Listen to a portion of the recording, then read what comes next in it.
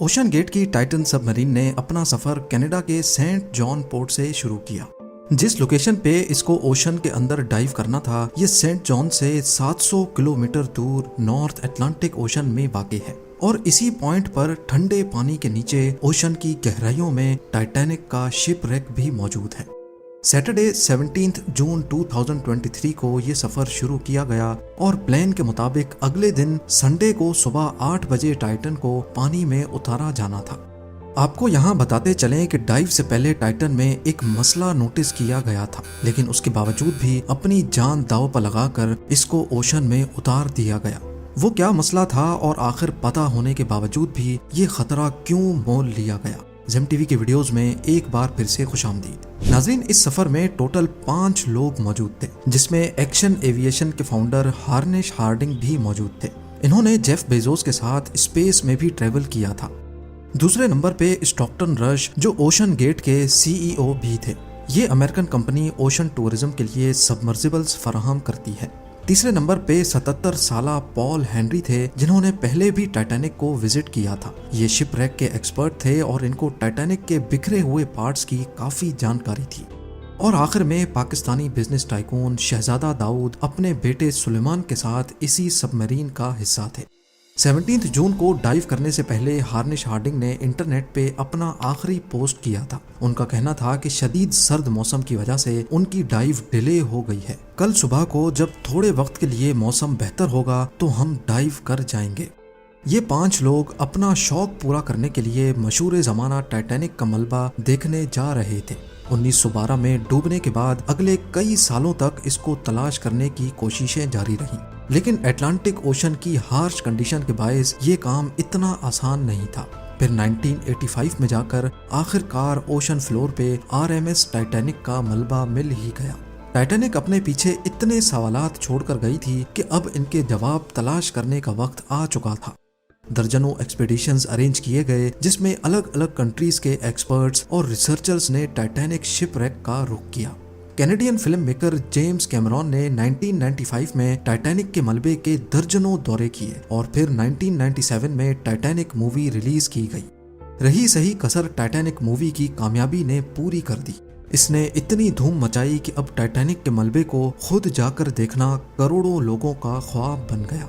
यानी ये काम अब सिर्फ रिसर्च के मकसद तक ही महदूद नहीं, बल्कि शिप रेक साइट पर टूरिस्ट भी जाना शुरू हो गए। कहा जाता है कि ओशन की गहराई तक जाना स्पेस में जाने से भी ज्यादा मुश्किल है और इसकी सबसे बड़ी वजह है पानी का प्रेशर। टाइटैनिक शिप रेक समंदर की सतह से 4000 मीटर यानी 4 किलोमीटर नीचे है। इस गहराई को इमेजिन करना हो तो आप बुर्ज खलीफा को देखें और समझ लें कि टाइटैनिक का मलबा समंदर में करीब 5 टाइम्स बुर्ज खलीफा की हाइट जितना नीचे है। इस गहराई में पानी का प्रेशर 5800 PSI होता है। ये उतना ही प्रेशर होगा कि इंसान के पूरे जिस्म पर नहीं, बल्कि सिर्फ 1 स्क्वायर इंच के हिस्से पर एक पूरा हाथी खड़ा कर दिया जाए। तो अब आप अंदाजा लगा लें कि एक सबमरीन में कितने स्क्वायर इंच होंगे और उस पर कितना ज्यादा प्रेशर पड़ता होगा। खैर, संडे 18 जून 2023 दोपहर को 12 बजे सबमरीन का सफर स्टार्ट हुआ। नॉर्मली टाइटैनिक तक पहुंचने में 2 घंटे लगते हैं, लेकिन 1 घंटे 45 मिनटों के बाद ही मदरशिप पोलर प्रिंस, जो के ऊपर वेट कर रही थी, उनका सबमरीन से राब्ता टूट गया। अगर 2 घंटे टाइटैनिक तक पहुंचने में लगने थे तो सिर्फ 15 मिनट पहले राब्ता टूटने का मतलब है कि सबमरीन टाइटैनिक के काफी करीब पहुंच चुकी होगी। समंदर की इस गहराई में सूरज की रोशनी पहुंचना नामुमकिन है और यहाँ हर वक्त इंतहाई सख्त अंधेरा होता है। इतनी गहराई में वायरलेस सिग्नल का टूटना एक नॉर्मल बात होती है, लिहाजा पहले इस बात को ज्यादा सीरियस नहीं लिया गया। ये पूरा ट्रिप टोटल 7 घंटों का था। 12 बजे से लेकर शाम को 7 बजे इनको वापस लौटना था, लेकिन जब शाम 7 बजे तक भी टाइटन से कोई राब्ता ना हुआ और ना ही वो वापस लौटी, तो अब ऊपर खड़ी मदरशिप में मौजूद क्रू के पसीने छूटना शुरू हो गए। Canadian research vessel polar Prince ने टाइटन की तलाश शुरू कर दी। 9:40 पे उन्होंने US कोस्ट गार्ड से राब्ता करके मदद तलब की। अगले दिन मंडे को US और कैनेडियन शिप्स और प्लेन्स ने पूरे एरिया में एक प्रॉपर सर्च ऑपरेशन शुरू कर दिया।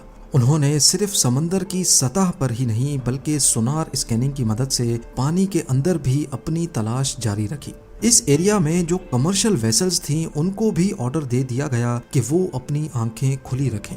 अगले 2 दिनों तक ये तलाश जारी रही, लेकिन टाइटन का कोई अता पता ना चल सका। लेकिन फिर एक उम्मीद की किरण नजर आई। वेडनेसडे 21 जून को सुबह 6 बजे सर्च टीम को पानी की गहराइयों में से कुछ आवाजें सुनाई दी।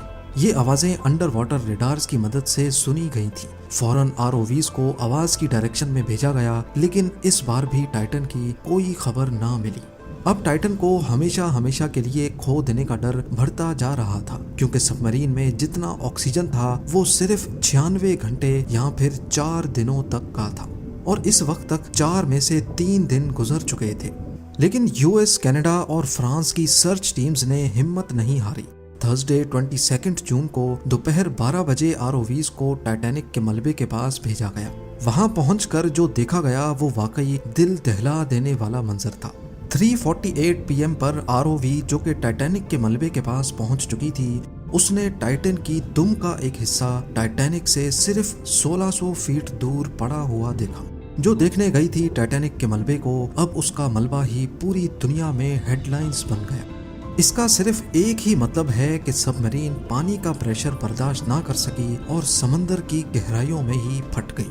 इस खबर ने पूरी दुनिया में जैसे हलचल सी मचा दी। ओशन गेट की सेफ्टी पर कई सवाल खड़े किए जाने लगे। ओशन गेट के सीईओ स्टॉकटन रश, जो कि खुद इस वाक़े में अपनी जान गंवा बैठे हैं, उन्होंने 2021 में कहा था कि वो जानते हैं कि उन्होंने टाइटन को बनाते वक्त कुछ रूल्स तोड़े हैं, क्योंकि उन्होंने टाइटन को स्टील से नहीं बल्कि एविएशन ग्रेड कार्बन फाइबर से बनाया है। पर वो इस इंडस्ट्री में कुछ नई इनोवेशंस करना चाहते थे, तभी स्टील को रिप्लेस करके कार्बन फाइबर का इस्तेमाल किया गया था। पहली बार लॉन्च से पहले टाइटन को 5000 से 10,000 PSI के प्रेशर पे टेस्ट भी किया गया, जिसमें वो पास हो गई थी। पर एक्सपर्ट्स का मानना है कि ओशन के अंदर हजारों किस्म की ताकतें सबमरीन पर पड़ती हैं, जिसमें ना सिर्फ प्रेशर बल्कि पानी का बहाव भी होता है, जो कि लहरों की वजह से पैदा होता है। इसके अलावा अंधेरे की वजह से ये भी हो सकता है कि कोई भारी पत्थर या फिर समंदरी मखलूक सबमरीन से टकराई हो। कुछ भी हो, टाइटन की तबाही की एक वजह तो इसका कार्बन फाइबर का हल था, लेकिन दूसरी वजह इसमें पहले से मौजूद क्रैक्स भी थे। जी हाँ, टाइटन सबमरीन 2019 में कार्ल स्टैनले नामी एक बिजनेसमैन को भी लेके गई थी, और उस वक्त भी उसको ओशन गेट के सीईओ ही ऑपरेट कर रहे थे। कार्ल ने बताया कि उस सफर के दौरान जब वो नीचे जा रहे थे तो उनको टाइटन की बॉडी में से क्रैकिंग की आवाज सुनाई दी थी। One point, I was actually even able to drive the submarine towards deeper water by the sound of the cracking getting louder. उस वक्त उन्होंने इस आवाज पर ज्यादा ध्यान नहीं दिया, क्योंकि उनको ओशन गेट के सीईओ, जिन्होंने खुद ये सबमरीन डिजाइन की थी, उन पर पूरा भरोसा था। लेकिन इस हादसे के बाद उन्होंने CNN को बताया कि शायद वो आवाज इस बात की वार्निंग थी कि टाइटन की बॉडी पानी का प्रेशर बर्दाश्त नहीं कर पा रही। अगर ये बात सच है तो इसमें कोई शक नहीं कि टाइटन की बॉडी में क्रैक्स पड़ना पहले से शुरू हो गए थे। 2018 में ओशन गेट के एक एग्जीक्यूटिव ने टाइटन की कार्बन फाइबर बॉडी के खिलाफ आवाज उठाई थी। उनका कहना था कि ये मसला सबमरीन के फटने से सिर्फ चंद मिली सेकेंड्स पहले पता पड़ेगा, और हकीकत में भी ऐसा ही हुआ। जिस गहराई में टाइटन फटी है, एक्सपर्ट्स का कहना है कि उसको फटने में सिर्फ 0.3 सेकंड्स लगे होंगे। उम्मीद है जेम टीवी की ये वीडियो भी आप लोग भरपूर लाइक और शेयर करेंगे। आप लोगों के प्यार भरे कमेंट्स का बेहद शुक्रिया। मिलते हैं अगली शानदार वीडियो में।